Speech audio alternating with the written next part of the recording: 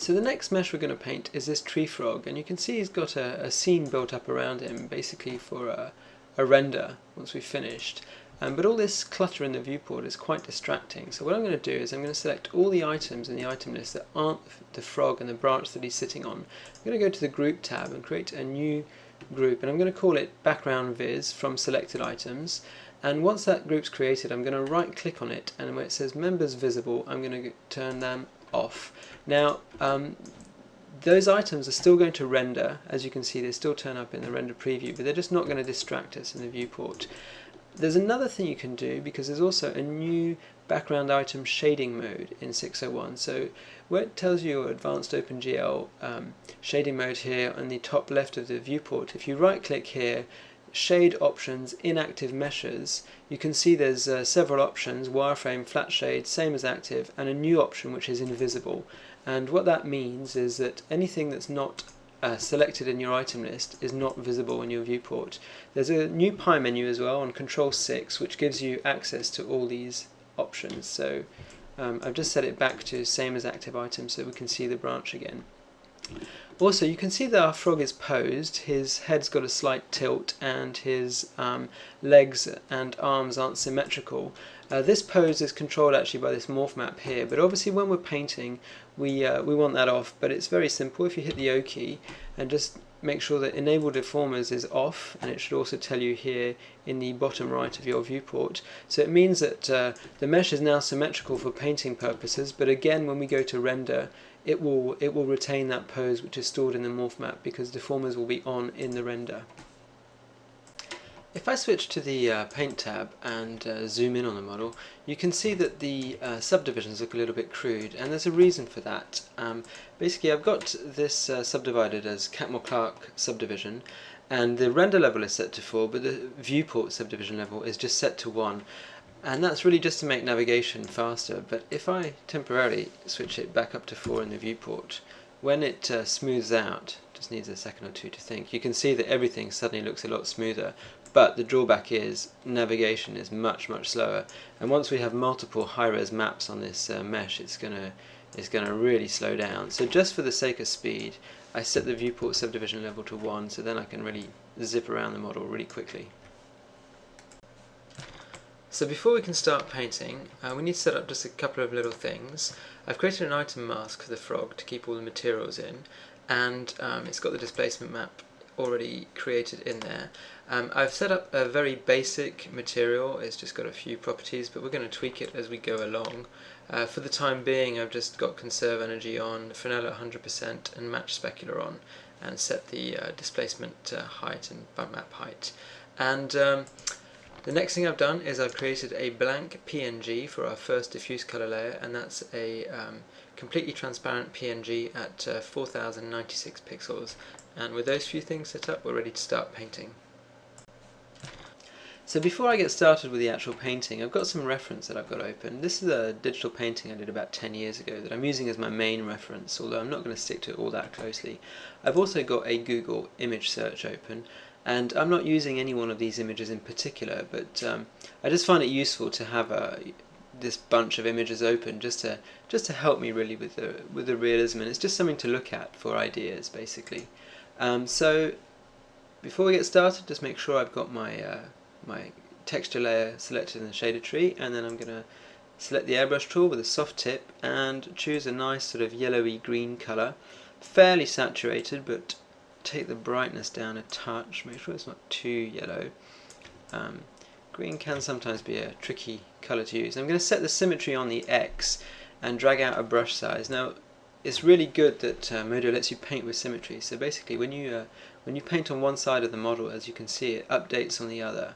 So this first pass is literally just to lay down some base colour. Probably going to fiddle with the colour a little bit until I'm happy with it, and I'm not going to worry too much about details or texture at this point. It literally is just to lay down a base, and we're going to create some other layers on top of this with all the other details. So I'm going to paint the top of his body in kind of a greeny colour. Keep playing with the colour until I'm happy with it. And then the underside of his body is going to be more of a sort of very pale yellow. like this. That's probably still too saturated. This kind of thing. And his hands and feet are going to be orangey, so probably something like that. Possibly a bit strong. Might take a bit of fine tuning. Might need a trip to Photoshop even to fix some of the colours if I'm not happy with them later on. The top of his legs, he's going to have this kind of purpley, dark sort of purple, like this, sort of frog kind of markings that are based off this reference. And you can see sometimes the brush leaves these harsh lines, and that's to do with basically the angle at which you're painting, like the incidence angle. If you paint sort of straight onto the mesh, you don't get any of these artifacts, but if you paint over an edge, as the paint tries to turn the corner, it will leave this sort of hard line. You can always paint over it, but if you want to avoid it altogether, it's best to just try and paint straight onto the polygons, onto the polygon faces, onto their normals, so that you're not sort of trying to paint round the corner, as it were. So I'm probably going to fine tune this green a little bit more. If you hold down Control and use the brush on the mesh, you see it samples the colour. I think that green's probably still a little bit too bright, so something a little bit darker. It's also good to have a bit of variety, so it can actually be helpful to paint one colour on top of another, because essentially that's going to add some colour variation onto your map. So basically I'm going to go around and paint this base colour in. I'm going to pause the video while I do this because it's going to take a little while, and I'll come back when it's done. So I finished painting this first pass of colour on the tree frog, so I haven't done anything fancy at all. It's literally just been a case of go around with the airbrush tool and just make sure that he's completely covered in colour. You can see there's a little bit of colour variation on the back where I've tried a couple of different greens, but I'm quite happy with that effect, so I'm going to keep it. And I've created a second transparent PNG at 4096 pixels, which is called Frog Diffuse Layer 2, and on that we're going to paint the next layer of texture. So the next level of texture I want to paint on top of the plain colour is a layer of spotty kind of skin texture. And in the brushes preset there's a really nice preset that we can use to get us started. So it's the dot scattered 01.pre. So if you double click that, it will load all the settings in. I'm going to select the airbrush tool, and I'm actually going to change back to a soft tip if it lets me. And I'm going to go back to my frog diffuse layer, colour pick the green, and go back to my new texture layer, just make the colour quite a bit darker, drag out a small brush stroke, and I'm going to turn symmetry off because I don't want this pattern to be symmetrical, because it just wouldn't look right. And you can see it sort of lets you paint this spotty dotty texture everywhere, and I'm going to paint a dark set of spots and also a lighter set of spots as well, so there's sort of a mixture of tones. And I'm also going to paint on all the other areas, not just the green. So if I colour pick the purple and go back to my working layer, I can paint some dark purple spots on his legs. And really it's just a case of going round the mesh and painting these details. You can be quite scribbly, you don't have to be too careful doing this. It's just it is literally just noise essentially. So I'm going to pause the video now and come back when it's done. So now I've painted this texture, kind of splattery, spotty texture, in all the parts that I wanted on. And just like a layer in Photoshop, I think the effect is a little bit strong. So in the shader tree I've got the layer selected, and I'm just going to lower its opacity to 75%, just to soften it a touch. I mean, I want it to be visible but not overly strong. The next thing I want to paint is a marking. So you can see on my reference under his arm there, he's got these interesting blue red markings with these sort of dots on top. So I've created a third texture layer, another transparent PNG, which is at 4096 pixels. I'm going to select an airbrush tool. This time the nozzle is going to be off, and I'm going to brighten the colour and go for a sort of kind of strongish kind of blue. You just zoom in, put symmetry back on, so I don't mind if this is on both sides of the model, if it's the same. So just paint this nice kind of blue shape, might make that a bit darker. Again, it's actually quite good to vary the colour as you go along, just so that everything isn't too uniform. And paint that up his arm a little bit, and then go under the armpit, get rid of that harsh edge. And now I'm going to switch to a procedural brush. Let's go for a noise procedural. Let me see what the gain's looking like. It's probably okay actually. Bring the bias up a little bit, and I'm going to switch to a red. Nice bright red, and again let's just test out a stroke. That's creating quite an interesting texture actually. Just paint that around, zoom out a bit.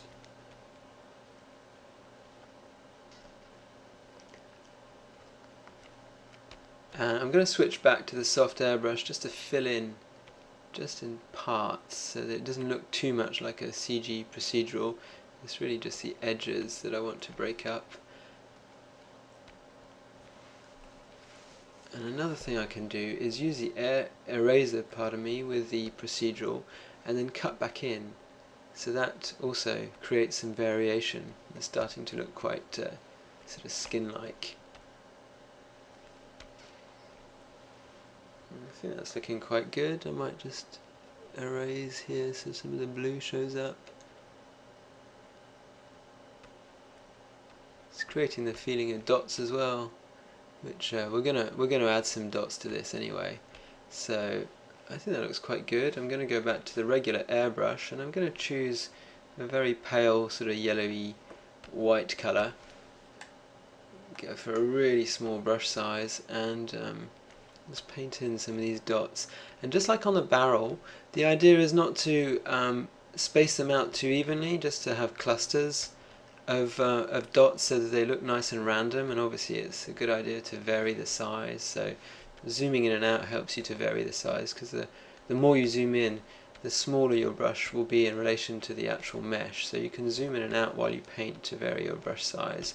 And I'm just going to paint some of these dots. I need quite a few. I think there was quite a few on my original reference. I might lighten the colour even still and just paint some on his underbelly. Really subtle they'll be, but it's just an extra detail, and every little bit of detail is going to help. So let me colour pick that one. Oh no, that's not good. Too blue. Go back to the more yellowy colour. So paint my clusters.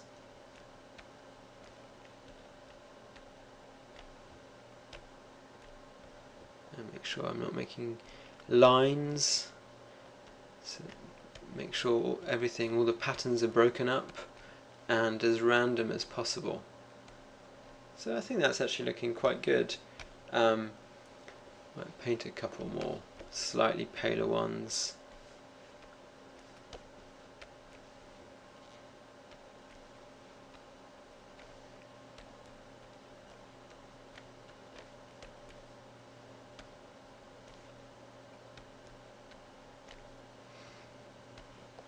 Okay, I think let's see what it looks like when I zoom out. I think I'm pretty happy with that effect. I think just as before, I'll probably reduce the opacity down. Let's try it at 75%. Yes, that's a bit more natural looking. So I think we can call this stage done. I've created a fourth texture layer, another transparent PNG at 4096 pixels, and I'm basically going to add another layer. It's quite good to add layer upon layer of detail onto your textures, because that's basically how you achieve realistic effects. And even if some of the layers are quite subtle, it doesn't matter, because it just adds that little bit of visual noise and detail that really helps to sell a realistic texture. So I'm going to activate the Airbrush tool, and I'm going to put the image ink on this time. And in the image inks that ship with Modo, there's a bunch of skin textures that are worth looking into. So I think I'm going to try this one, and I'm going to drag out a brush, and when I actually paint on the model, it should bring up the image ink box that you can rotate and scale. So I'm just going to paint in white for now. So what it should do is paint this kind of black and white version of this skin texture on the frog, and I am obviously later on going to reduce the opacity because it's very heavy at the moment. This is literally going to be very, very transparent, and I'm going to change the blending mode of the layer probably to multiply, although it might be worth looking at overlay as well just to see what that does, because multiply will just basically mean that only the dark colour, the dark lines will show through, and the white will be completely invisible or transparent. But with overlay it will blend both the black and the white, so the white will be blended as screen and the black will be blended as multiply. So it's really just to add a bit of texture. I'm not going to add it, actually I might add a little bit to his arms, just more subtly though. Maybe add a bit here. But I'm definitely not going to add it to the underside, and I don't think I want to add it to the legs. It's really just to maybe the sort of rougher skin that he would have on his body, but not on his limbs. So I think I'm happy with that, so I'm going to drop the tool, turn off the image ink, and in order to really check this out, we can turn Ray GL on temporarily just to see what the effect is. I mean, obviously we've got so much going on, it's going to take a while for Ray GL to update anyway. Yeah, I think we're going to have to go to a render preview for this, so I'm going to turn Ray GL off and switch to the render tab. So switching to the render tab, I'm going to maximize this preview render. Now there's a few things we can do to speed things up. What I've done here is I've turned displacements off because I really want this render to update as fast as possible, and I've got this dummy material that I'm using so that it renders a bit faster. It doesn't have blurry reflections, it doesn't have SSS. If I hold shift and use the mouse wheel, I can actually zoom in on the preview itself without changing the camera angle, so this is great. And if I scrub over the area of interest, it will update faster. So you can see the effect of the skin texture we've just painted. It's obviously way too strong, but I knew that. So the first thing I'm going to do is to change the blending mode of this layer to multiply. Let's have a look at how it looks in multiply. So like I said before, that means that the white becomes completely transparent and only the black remains, and already you can see straight away that is making a big difference, and that's actually creating a really nice texture. I'll just want to reduce the opacity of it. Let's try it down to 50 because I just want a very subtle effect.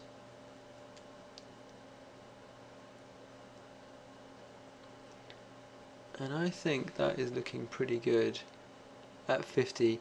You can see it is now really subtle. It's just adding a tiny bit of, in fact it may be too subtle at this point. It's being overpowered by the dots that are above it, so I am going to try it at 75. A lot of this obviously is trial and error, and yeah, I think that's pretty good actually. Yeah, there is definitely some texture, some skin-like textures being created, but it's subtle and not overpowering in the least. It's only barely visible, but you can see it does definitely add a feeling of skin. So I'm going to zoom back out, and I think this would be a good time to do a test render. So I've fired off a test render, and if I just zoom in on the image, we can have a look at the skin texture that we've just painted, and as you can see up here on the top part of his body, I think it's looking excellent. There's lots of detail and it's all very organic, and I think it's looking really good. So there's a couple of areas that can still be improved. I think we could do with some texture on his hands and a bit more texture on his legs. I've concentrated mostly on the top, but ended up neglecting these areas a little bit, so they definitely need a bit of work. You can see on the branch I've just thrown on a procedural texture. It doesn't really matter. It's not amazingly realistic, but for purposes of now it will do just fine. Couple of other things I want to talk about. I've just put on some basic reflection on the frog, and it probably needs a lot of fine tuning and also some maps painted to control exactly where it occurs, but you can see that it's already creating quite a nice sort of wet kind of look for our frog. And the other thing I want to talk about is this backplate, because instead of using an environment image, I've actually mapped the image onto a piece of geometry. And the reason I've done that is so that I can move it either closer to the camera or further away from the camera, and that means that the further away it is from the camera, the more out of focus it appears. So basically we can control the depth of field of the background using this method quite effectively, and it just gives a lot more control than just using a backplate and trying to blur that in Photoshop or whatever, because we can fine-tune it and change our minds as we go along. I've created a fifth diffuse texture in the shader tree, which is another PNG, completely transparent, set at 4096 pixels, and we're going to paint some of that skin texture on the legs and the hands and the feet this time. So I'm going to activate the airbrush and turn on image ink and select one of the skin images. I think I slightly prefer this one, and I'm going to change the settings so that we don't get this white background on the image ink. And the way you do this is if you go to where the image ink settings are, where it says use color as mask, and let's just paint a test stroke to see what that looks like.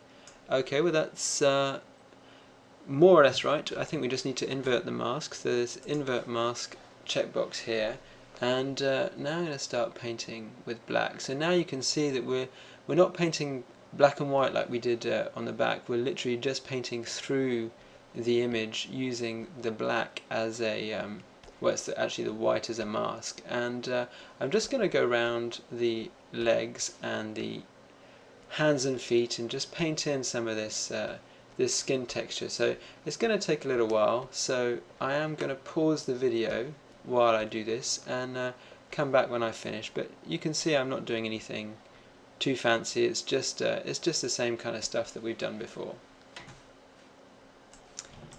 So now I've gone around the entire frog and painted this additional sort of skin texture on his legs and his hands and a little bit on his feet. I've left the fingers and toes untextured because I figured they'd be smoother. So it is quite strong, the effect, so I'm going to reduce the opacity down to about 30%. Just to make it really subtle, and I think that's probably the skin done.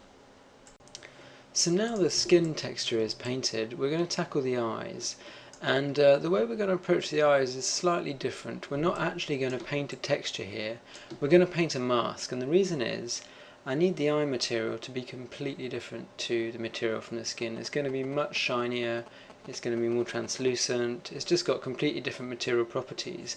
But because the frog has got an item mask, essentially I need to create another material inside that mask.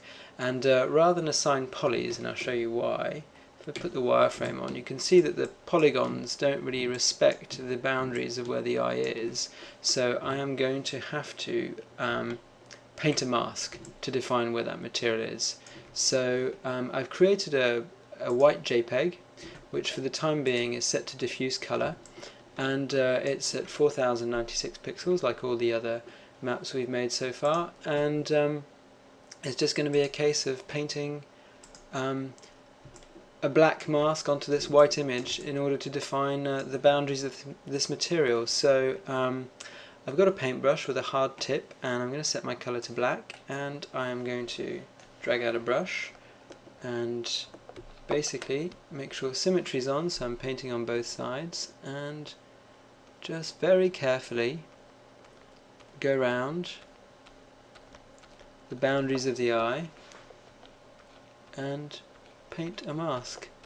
So it's a pretty straightforward job. I mean, obviously you have to be careful, and sometimes, like I just did, you might go outside the exact boundary of what you're painting, but that's not a problem. Just change the colour to white and fix it. And if you're having difficulties, obviously, if you're struggling to get the precision, the more you zoom in, the more accurate your strokes are going to become. So it really is a case of taking your time and just very carefully painting this mask. So obviously it's going to take me a little while to do this, and sometimes it's not always that easy to see what you're doing in GL. You can see I've sort of painted outside the boundary, but I just go back and fix.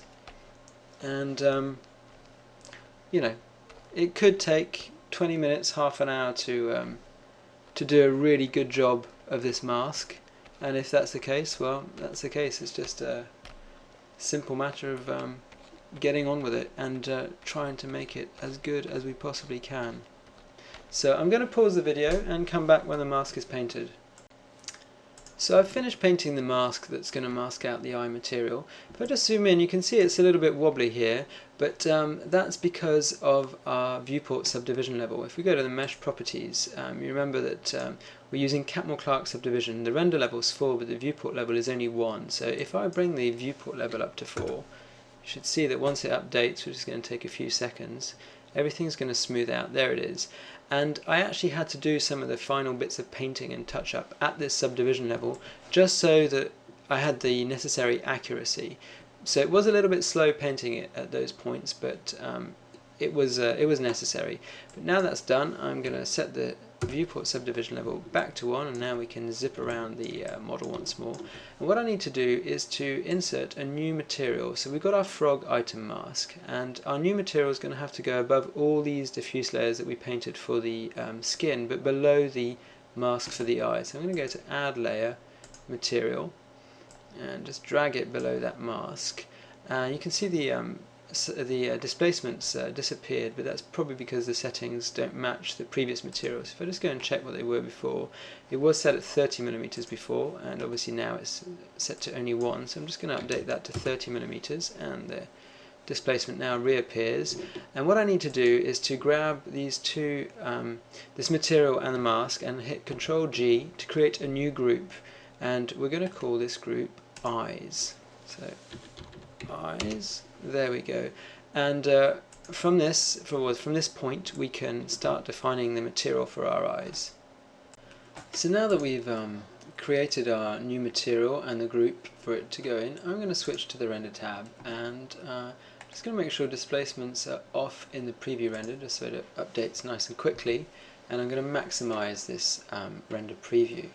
So the first thing I need to do is to change the effect from a mask that we've painted from diffuse color to shader control group mask. And straight away you can see that that's now isolating this area from the rest of the textures, so we can now see the skin textures, and the eye is on its own. Now don't worry about the blockiness here, that's just because we've got displacements turned off. So now I need to define the parameters of my material. The first thing I want to do is give it a nice rich but dark red colour, so I'm going to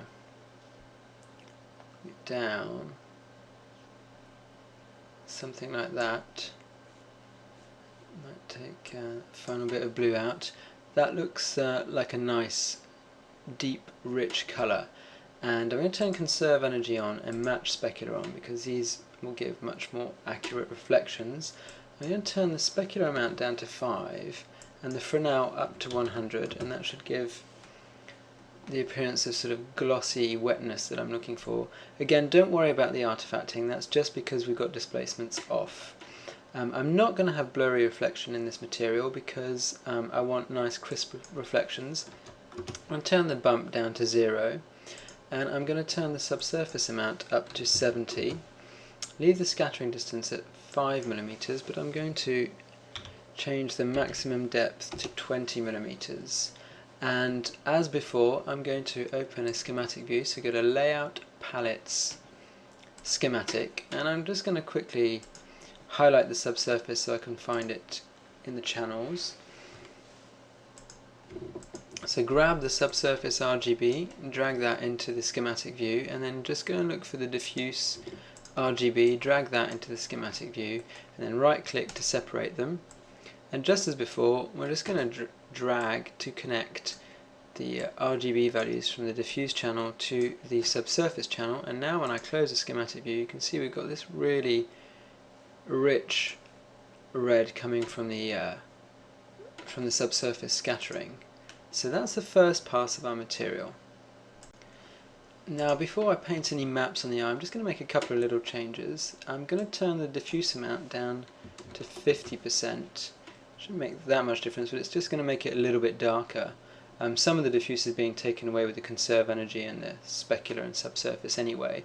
And I'm just going to quickly turn displacements back on in our preview and scrub over the eye area just to check everything's okay. But as you can see now that I've done that, everything's much cleaner and the reflections look absolutely fine. So I'm going to turn it back off, and I'm going to restore the viewport.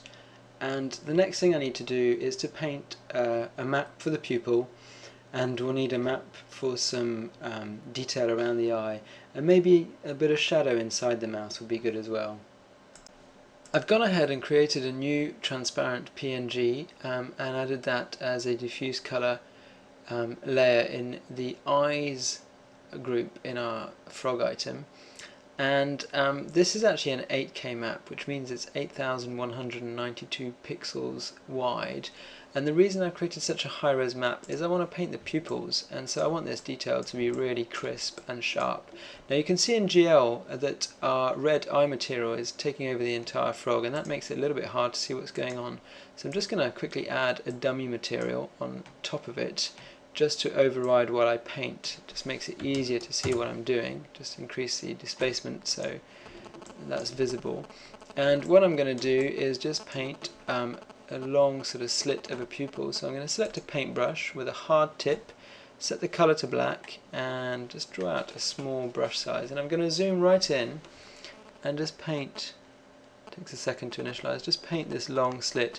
Now this is an 8K map, but my GL resolution is actually only set to 4K, so it's going to look more pixelated in GL than it will in the final render, and that's fine. I'm going to check the final results in the preview and the test render, so that's not a problem. But yeah, it does look a little bit sort of pixelated here in GL, but it should be fine. So I'm just going to carefully paint this. Now when you're doing a detail like this, it is a good idea to zoom right in, because you've got much more control. You're having to move across a bigger area of your tablet, so this means that you usually end up being much more precise because you're making bigger arm movements to draw the strokes, and that generally gives you a lot of extra precision. So you can see I've just got to go back and forth just to make sure I've got a nice clean edge. It's not going to take too long to paint this slit. Just want to make sure that I'm quite careful with it. Okay, and I should have mentioned I had symmetry on the X so that it paints both sides at the same time, and we want that. So I'm going to drop the tool and disable the dummy material and go back to the render tab, and let's maximize this preview and have a look at the eye. So that's fine. One thing I need to do is to make a instance of this map that I've just painted, and I'm going to set the effect to subsurface amount. And the reason I'm doing this is I not only want the black to show up as black, but I also want it to mask out the subsurface scattering. So the low value is 0, and this high value should be the same as was set in the material, because this mask is now going to override the setting in the material. So I'm going to set the high value to 70. That means, well, actually it won't matter because it's a transparent map, so in fact the transparency is going to go through to the material, so the setting in the material is going to take over. Looking at it in the preview render, I think actually I want to go back to this paint tab and let's reactivate this.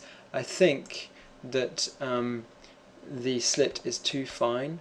I think I want to make it a little bit wider than that on either side, so I'm going to reactivate the paintbrush and just widen the pupil so it's a thicker slit.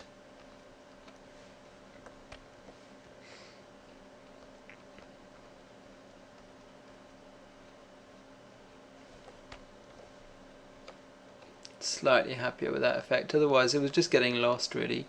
So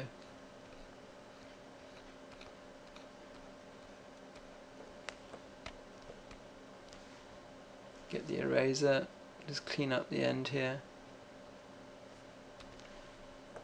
Okay, I think that's a bit better. I'm just going to drop the tool and flick back to the render tab. Oh yes, I need to disable this material, and let's scrub. Oh yeah, it's much clearer now. You can see the slit much more clearly.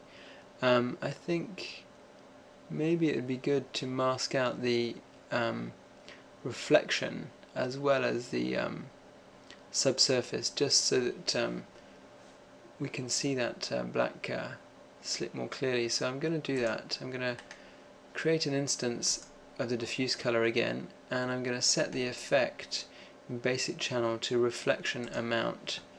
And let's just see what that does. Hopefully that's going to mask out the highlight. Let me just instance that again and set the channel to specular amount.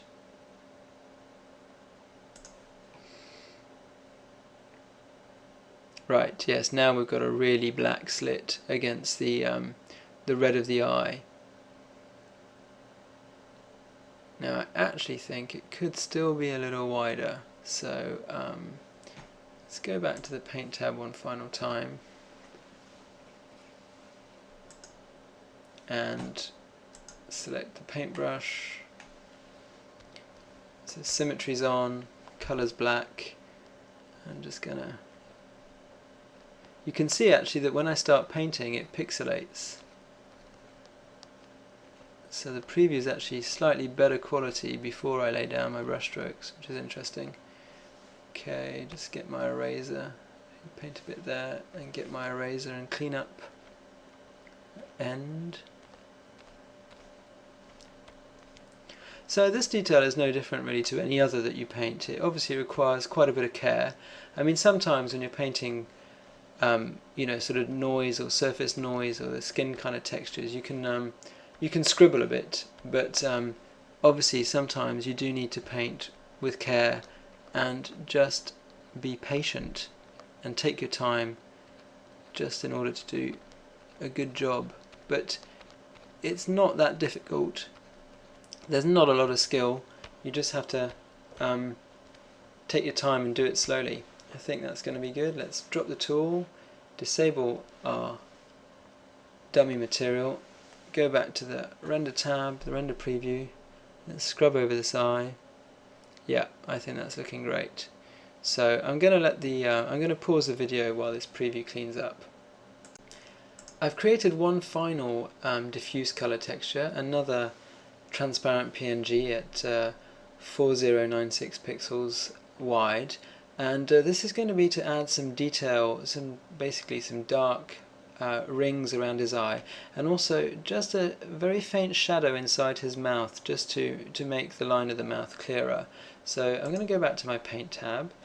I'm going to temporarily just disable this eye material so I can see what I'm doing. And I've got my map selected, and I'm going to select a paintbrush with a hard tip. I'm going to, I think, let's make sure my frog's selected. I'm going to increase the subdivision level on in the viewport just so I can see what I'm doing a bit more clearly. Let's try it on 2. That is a bit better. And I am going to set my color to black, make sure symmetry is on the X, and drag out a brush size, and I'm going to very, very carefully go round and paint, just wait for it to initialize, a dark ring on this bit of the eye. So it's going to take a little bit of time, require a bit of patience, these things always do.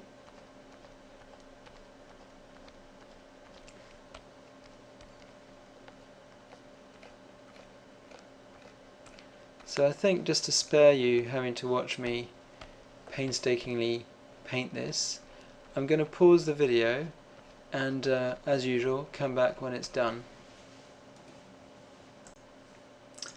So this is the finished rings around the eyes. Again, you can see this sort of artifacting, but that is just down to the subdivision level in the viewport. I did again have to turn the subdivision level up to 4 just to finish off painting, just to make sure that all the edges were smooth. So you can see that once it's turned up to 4, it's much smoother.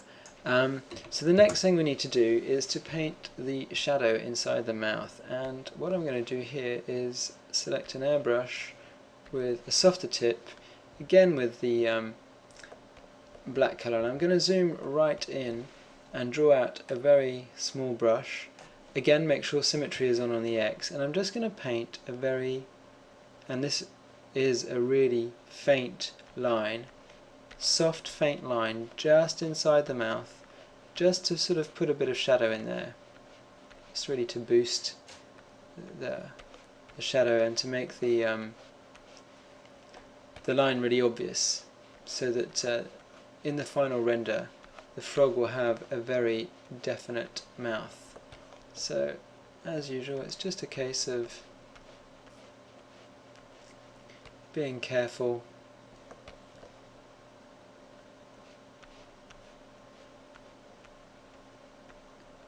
and obviously with the symmetry on, I only need to paint half of it just to raise the mark I just made, and oops, undo that one. For some reason my airbrush was big, maybe I had the paintbrush selected, doesn't really matter. Oh, we're back on the eraser.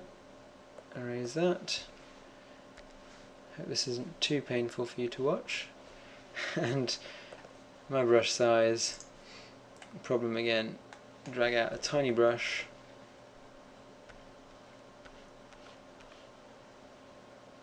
and if need be, what I can do, if this line is too dark in relation to the eyes, I can always just go into Photoshop and lasso around where the mouth is painted on the map, and with an eraser set to 50% or something, I can actually, in order to not change my brush size, I'm going to change the blend mode to erase and erase my mistakes, and that means that I'm not going to get this switching brush size when I change back and forth between the eraser and the airbrush. So it is just a small detail, but it will add something quite important, because the mouth was getting lost. What with all the subsurface scattering and everything, it wasn't showing up as strongly as I'd like. Okay, I think that's probably okay. I'm going to drop the tool, save the image, and turn the eyes back on, flick back to the render tab and see what we've got. Just gonna scrub around the eyes and the mouth. Yeah, the mouth is much clearer to see now.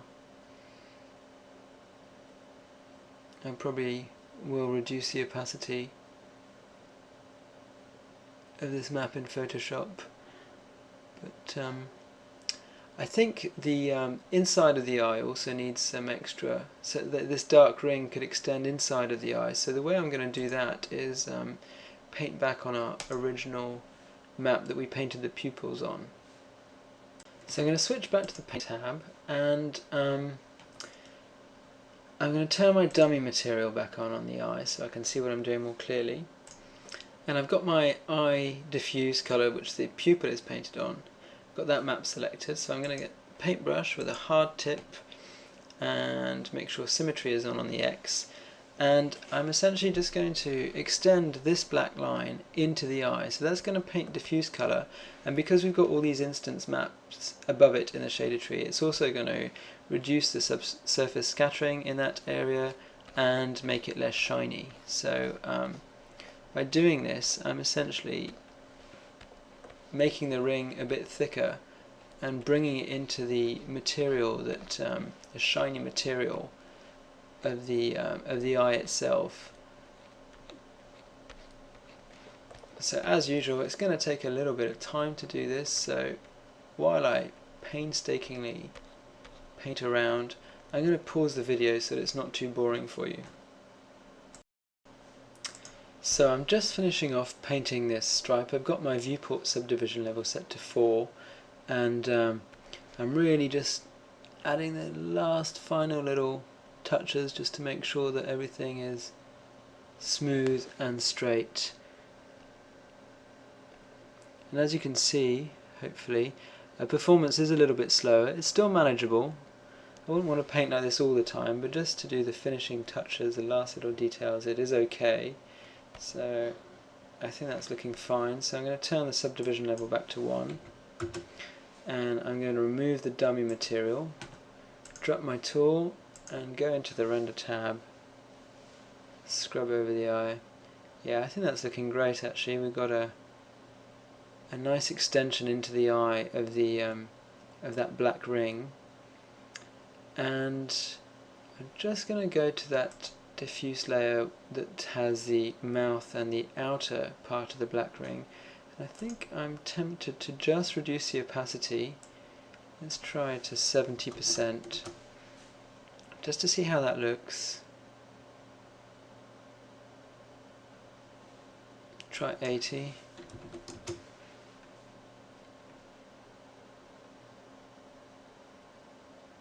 So the next thing I'm going to do is I'm going to grab all these diffuse color layers and I'm going to instance them, and I'm going to drag all the instances up above, and I'm going to hit Ctrl G to put them in a group, and I'm going to rename this group SSS, so then I know what it's doing, and I'm going to change the effect of all these instances from diffuse color to subsurface color.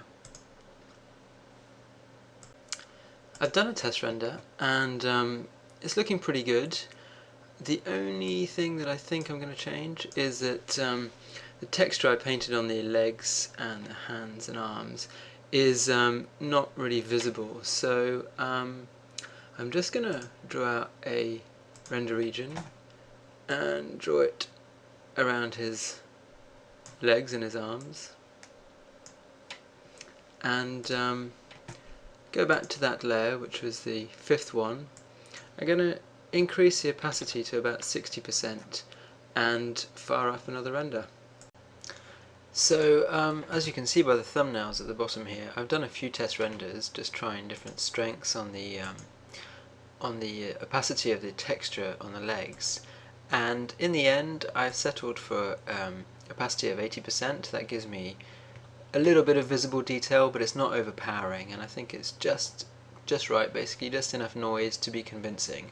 So the colour textures are pretty much finished as far as I'm concerned on this frog, but we've still got a few more maps to paint. We need to paint a bump map, just so there's a little bit of bump to his skin, something very subtle, because obviously a frog isn't going to be super bumpy. And we need to paint some reflection maps, and possibly also a subsurface map. I think it'd be nice to have a map that controls the reflection roughness, so that the areas that are wet can still be really glossy with sharp reflections, but maybe areas such as the underside of his body could be much rougher, so there's still a feeling of shininess but not quite as crisp. So we'll probably end up painting a roughness map as well as a reflection strength map, and once we add some subsurface to the material, we'll also look at possibly painting a subsurface map just to control the strength of the subsurface over his body.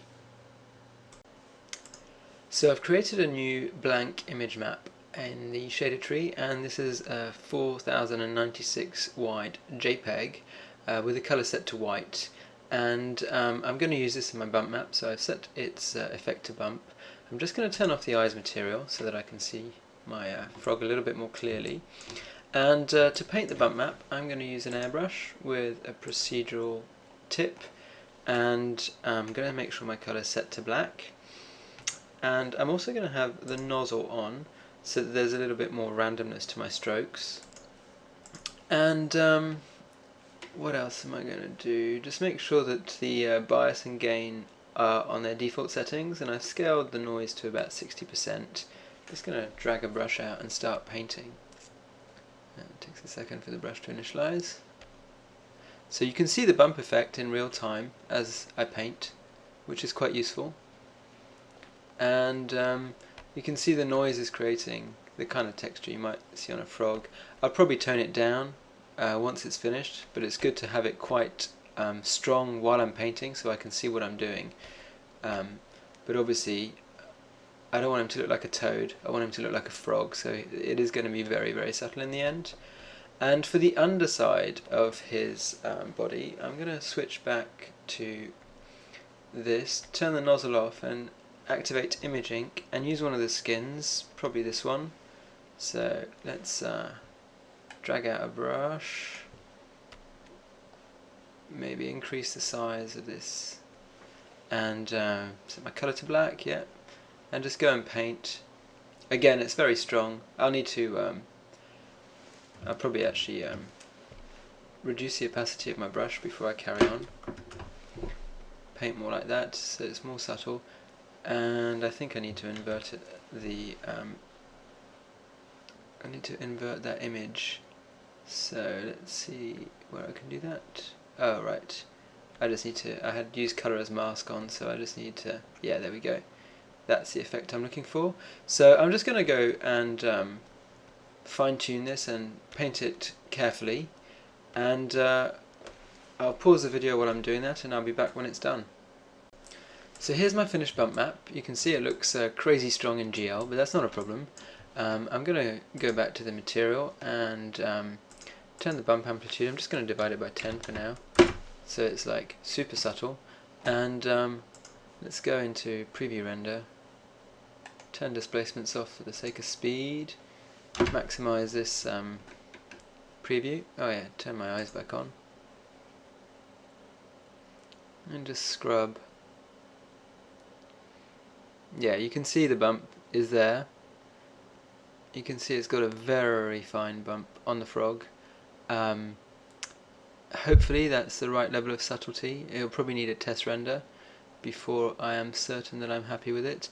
The other thing about the bump, you can see that immediately, it breaks up the reflections as well, so it creates some natural reflection roughness, because that is one way that reflections get roughened up, is by an uneven surface. So that's just something I wanted to point out. I think I'm going to need to do a test render before I can really decide if I'm happy with the bump, so I'm going to do that now.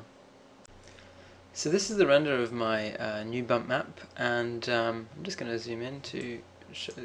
You can see there's just a very, very slight bump, and again on the underside a very slight bump. It's very subtle on the underside, but that's fine. You really just see it mostly on the head. I'm very happy with that though, because I think it looks really skin-like, really frog-like. You can see the difference before and after. I mean, both are realistic, but the addition of the bump, and it still looks wet, the addition of the bump has really given it a boost in realism. So the next thing we need to do now is to start painting our reflection maps. I've created a new layer in the shader tree, which is a JPEG at 4096 pixels wide with the colour set to white, and I've got my airbrush tool with a soft tip and the colour set to black, and so this is the reflection strength map. So the idea is that the areas that I'm going to paint black are going to be less reflective, and areas that are lighter are going to be slightly more, or are going to be more reflective. And let me just lay down a stroke. So I'm not just going to blindly paint black and white, I am going to use a procedural to vary the strength. So I'll probably cut back in, for instance like this, with a grey or something, just to create a bit of variety. Might soften that procedural. down to something like that, just to make it soft.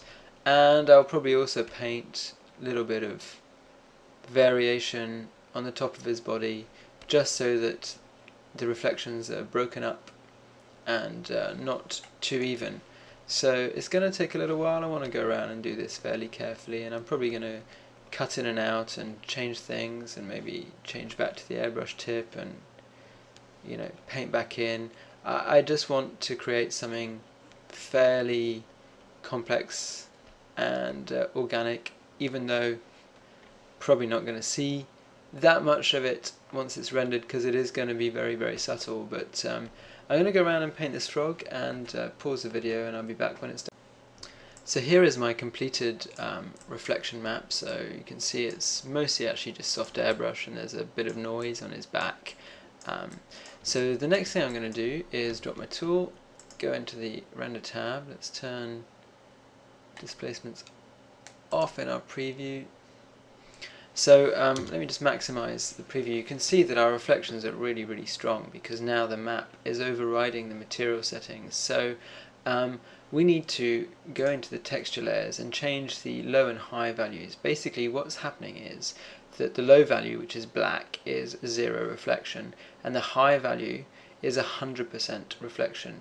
Now on our actual material before, we didn't have we had the specular amount actually at 0, with the Fresnel at 100. We definitely don't want this really strong reflection, so we're going to do something like have a low value of 0.5, because we do want a little bit of shininess, and try a high value maybe of something like 6.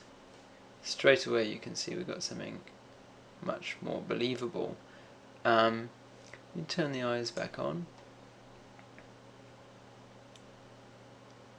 and we obviously also need to create an instance of this map, so let's do that right now. Create instance and change the effect to reflection amount, so that the specular and reflection are the same. And let me just scrub.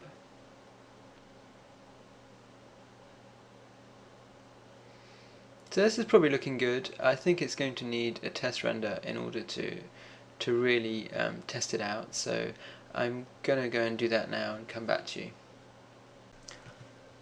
So this is my test render with the new specular and reflection maps, and if you remember, I set the high value to 6, and as you can see on this render, it's way too strong. The frog looks really slimy and shiny, so I then reduced the value down to 2, and that's much better. You can see it's much more realistic. So the next thing to do is to create a roughness map, because I want the reflection on the underside of his body to be much rougher and softer and less glossy. I've gone ahead and created a new texture map in the shader tree, and just because you've seen me do this quite a few times already now, I've already painted it. I just used the airbrush tool set to black just to paint this big splodge on his underside. So now that's done, switch to the render tab and have a look at it. Just turn the eyes back on, and I'm going to turn current layer overlay on, so that gives us a sort of visual clue as to what exactly the map's doing. So the first thing I can see is that I need to invert it, because I actually want the high value, which is this, what this red is representing, to be on the underside, and I want very low roughness everywhere else. So now that's done, I need to do something pretty crucial, and that is turn on blurry reflections in the material. Otherwise the roughness is only going to work on the specular and not on the actual reflections.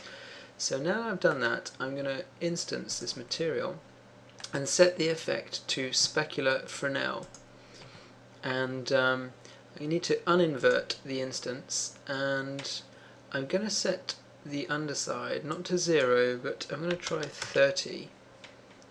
And now the next thing I need to do after that is to instance that instance and set the effect to reflection Fresnel. And now I'm just going to turn current layer overlay off and have a quick look. At a glance that seems to be looking pretty good, but I think I'm going to need a test render just to have a really proper look at it. So this is the test render with our completed roughness and Fresnel maps, and I'm pretty happy with the way the reflections are looking. I might slightly increase the glossiness of the underside. I think it's gone a bit too dull now. But the next thing I want to look at is subsurface scattering. I think it'd be nice to have a little bit of subsurface scattering, particularly through the thinner parts of the frog's body. So let's go and set that up. So when I'm dealing with subsurface scattering, I've got a little trick that I use, and I'll just show it to you very quickly. I'm going to turn the diffuse colour to black, and I'm going to select all of these diffuse layers and disable them, and then I'm going to make sure that all the subsurface layers are enabled. And now in the render preview, what we're going to get is the effect. You can see there's no diffuse color at all, so all we're seeing at the moment is the reflection. So when I enable the subsurface effect, it's going to be very obvious what it's doing. You can see immediately all the sort of color now that's being added is coming from the subsurface effect. So I'm going to reduce the maximum depth to 2 millimeters. And that's going to have a very dramatic effect, as you can see. And now the subsurface effect is really just showing through the thinner parts of the frog's body, like his arms and his fingers. And I'm also going to change the front weighting down to about 10%, and that makes him more jelly-like. If I was to go the other way, say towards 90 or 100%, he'd become more wax-like. But this really makes him look sort of almost see-through. Obviously he's not transparent, but it's the light, the way the light looks like it's transmitting through his body. So I think that's looking good. So I'm going to turn the diffuse color back to white, and I am going to re-enable all these layers, these diffuse layers, and just have a quick look in preview. I think that's looking quite good, but I think to get a really decent impression of it, I'm going to need to fire a test render. And here is the render with our subsurface effect.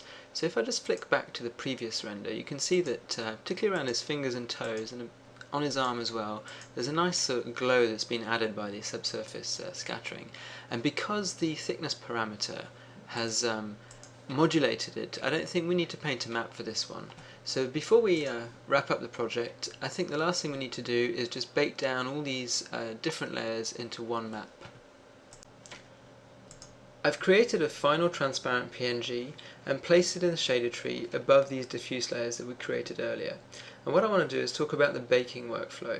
So for the purposes of demonstration, I've set this image to 512 by 512 just to save on render time. And the idea is that you place a new image in the shader tree above the layers that you want to bake, and you turn the visibility off, and you right click and go bake to texture.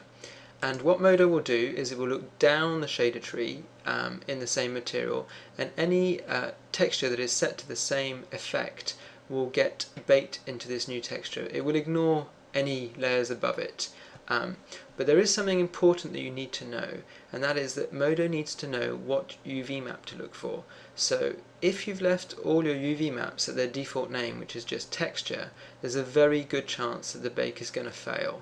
And I'm just going to demonstrate that now. If I go bake to texture and bring up the render window, the bake is almost certainly going to fail.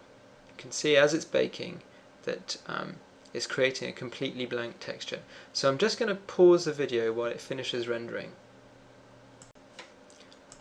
So the render is complete, and you can see that the bake has failed. So if this happens to you, don't panic. The problem is with the UV maps, because all of the items in the scene have got the same name for their UV map. Modo did not know which UV map to use. So there's two solutions to this problem. What you can do is you can select your item in the item list and then just go and rename its UV map to a unique name like Frog UV, for instance, and then the bake will definitely succeed. But there are some workflows where you simply can't do this. There are some pipelines where you have to leave the UV maps to their default name, otherwise you can have problems further down the line.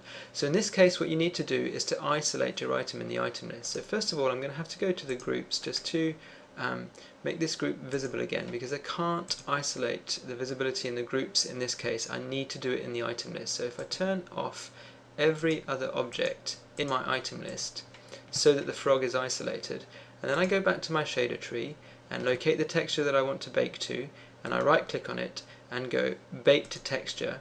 Now the bake is almost certainly going to work, so let's have a look. So you can see straight away it's looking different and the texture is baking correctly. So I'm just going to pause the video while this finishes. So this is the result of our bake, and you can see that this time it's worked. I would point out though that even at 512 pixels this map took more than 2 minutes to render, and this is on a hexacore machine.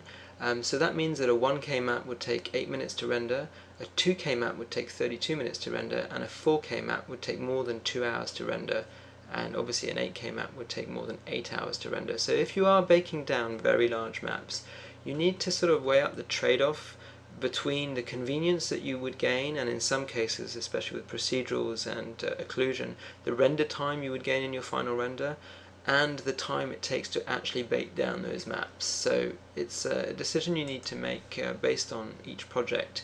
But now that we've created our new map, let me just maximize this viewport. We can activate it in the shader tree. Let's create an instance, drag it above the SSS layers and set the effect to subsurface color, and now we would be able to get rid of all the other maps that we've created.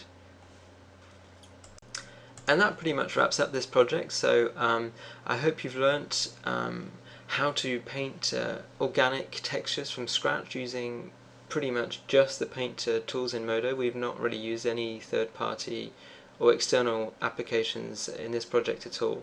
So I hope it's opened your eyes to what's possible to do with the paint tools in Modo, and we can move on to the next project.